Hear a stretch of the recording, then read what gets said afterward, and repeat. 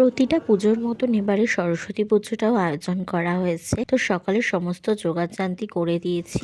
দেখো বন্ধুরা, এটা হচ্ছে আমার সরস্বতী পুজোর লুক।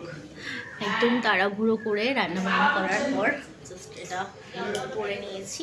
তো কেমন লাগছে অবশ্যই বলো। সরস্বতী পুজোর দিন সন্ধ্যাবেলায় সবাই মিলে একটু বেরিয়েছিলাম।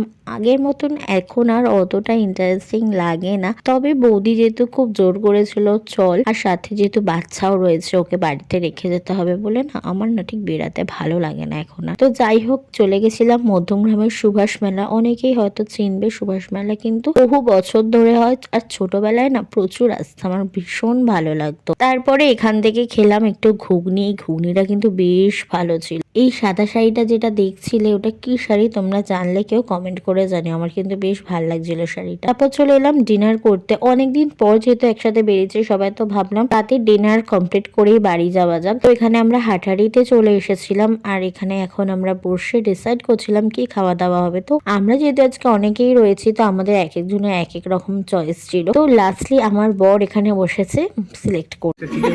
এখানে এখন মেনু সিলেক্ট করা হচ্ছে। এখানে বিরিয়ানির দাম কম। কি সিলেক্ট করলে? কি খাবে? আমি খাবো এটা। কোন টাকা?